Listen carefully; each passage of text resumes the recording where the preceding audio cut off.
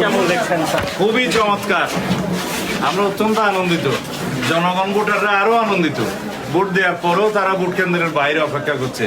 তো জিজ্ঞেস করলাম কেন, বললো যে আনন্দিত আমরা, আমাদের ভালো লাগছে, আমরা এখানে ঈদ অনুভব করছি, সেই জন্য যাচ্ছে না। কোনো ধরনের চ্যালেঞ্জ তো নাই আপনার? নাই নাই, তারা 17 বছর পরে মুক্ত পরিবেশে স্বাধীনভাবে ইচ্ছা মতো ভোটাধিকার প্রয়োগ করতে পারছে, এটাই মানুষের কাছে খুবই আনন্দের বিষয়। তারাও জয়ের ব্যাপারে প্রত্যাশাটা একটু বলবেন? ইনশাআল্লাহ এই এলাকার মানুষ আমাকে ভালোবাসে।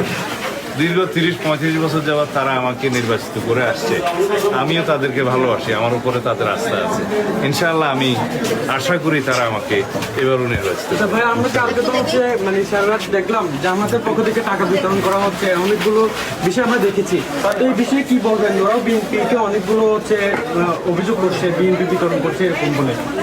আমি এই জাতীয় কোনো বিষয়ে আমলে নিতে চাচ্ছি না।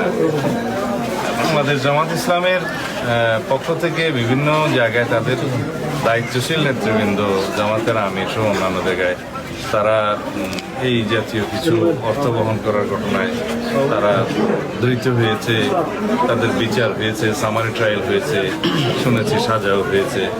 এগুলো নিন্দনীয়। আমি আশা করব আমাদের একটা নতুন গণতান্ত্রিক যাত্রায় যেন কোনো পক্ষই, কোনো রাজনৈতিক দলই এই সমস্ত অপসংস্কৃতির আশ্রয় না নেয়, অগণতান্ত্রিক পথের আশ্রয় না নেয়। এটাই আমাদের।